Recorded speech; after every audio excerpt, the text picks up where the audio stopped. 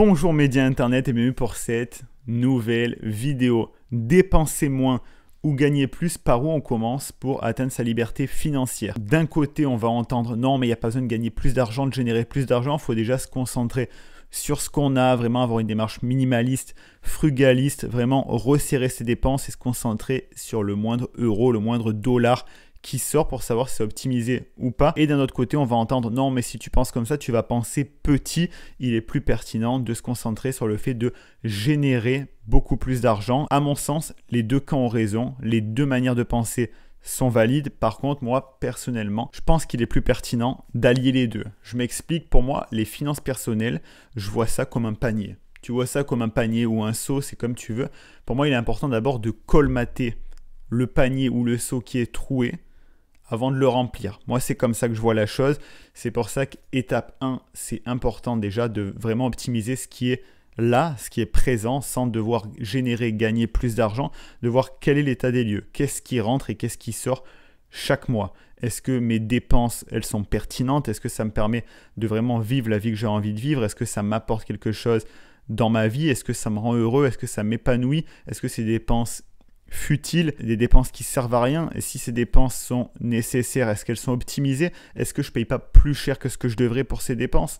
Est-ce que mon loyer est adapté? Est-ce que j'ai vraiment besoin d'une voiture? C'est vraiment se dire qu'est-ce qui se passe actuellement avec l'argent que je gagne et l'argent que je sors, l'argent que je dépense.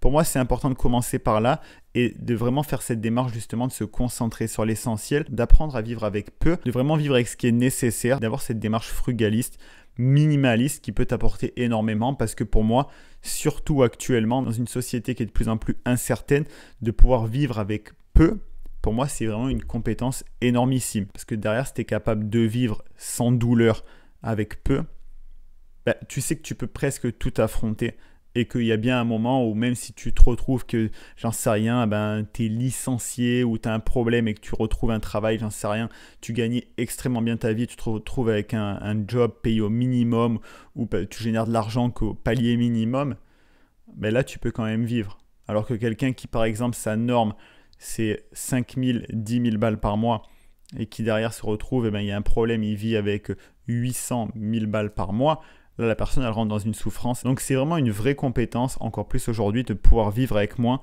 se contenter de peu et sans douleur. Forcément, ça ne se fait pas du jour au lendemain. Je t'invite vraiment à te renseigner sur le minimalisme, le fait de vivre mieux avec moins. J'ai fait plusieurs vidéos à ce sujet. Tu peux retrouver, il y a une playlist sur ma chaîne YouTube. Donc pour moi, c'est vraiment l'étape 1, optimiser l'existant, apprendre à dépenser moins, à dépenser mieux, se concentrer au final sur l'essentiel et pas jeter ton argent de manière décousue, illogique, sans aucun sens derrière. Donc ça, pour moi, c'est hyper important, optimiser ses finances personnelles.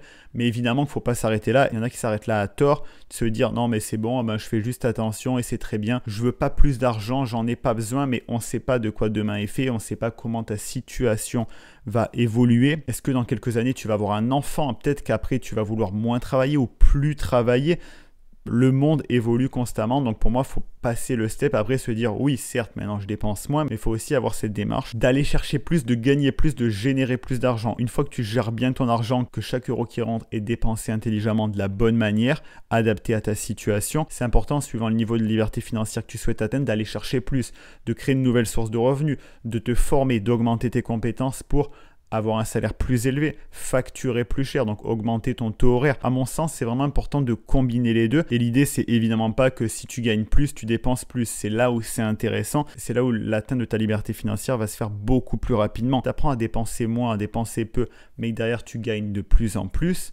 Forcément, tu vas atteindre ta liberté financière beaucoup plus rapidement que la moyenne et tu vas éventuellement pouvoir prendre une retraite anticipée, descendre ton nombre d'heures, te dire peut-être allez là j'ai envie de me faire une année sabbatique où je veux pas travailler parce que je peux me le permettre. Tu vas tout d'un coup avoir une large palette de choix et c'est pour ça qu'à mon sens il faut combiner les deux et pas choisir l'une ou l'autre, surtout si tu as cette démarche où tu veux être un petit peu nomade, que tu as envie d'avoir cette vie internationale, une vie vraiment de totale liberté, parce que si tu te concentres juste sur l'optimisation de l'existant, mais tu risques d'être un petit peu juste et t'anticipes pas éventuellement les besoins futurs. Et c'est dans cette démarche de juste générer, gagner plus d'argent. Souvent, si tu fais pas ce travail d'optimiser tes dépenses, au plus tu gagnes, au plus tu dépenses. Certes, il y a bien un moment où il y a un excédent qui se crée naturellement parce que tu génères beaucoup plus limite que ce que tu as le temps de dépenser. Mais à mon sens, c'est pas la manière la plus efficiente de fonctionner. Voilà, on arrive à la fin. Je tenais juste à te faire cette petite vidéo pour donner mon point de vue sur l'atteinte de sa liberté financière parce que malgré tout, c'est pas un automatisme.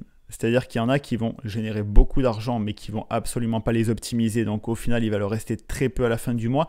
Et il y en a d'autres qui vont peut-être penser petit et se dire juste j'optimise les revenus que j'ai à l'heure actuelle mais sans se dire peut-être que je vais devoir dépenser plus à l'avenir et donc forcément au final ta marge de manœuvre financière va être réduite au fil du temps. Donc c'est pour ça que c'est important aussi d'aller chercher plus, de passer des steps pour anticiper ça. Si tu veux aller plus loin, que tu veux des ressources supplémentaires, je t'invite à regarder dans la description. Tu peux profiter du pack liberté qui contient des ressources exclusives pour atteindre ta liberté financière et géographique et mon groupe Telegram où là pour échanger au quotidien ou si tu as des questions à me poser, c'est vraiment l'endroit numéro 1. C'est là où je suis le plus actif. Je le regarde vraiment tous les jours et ça me permet d'échanger plus en profondeur avec toi.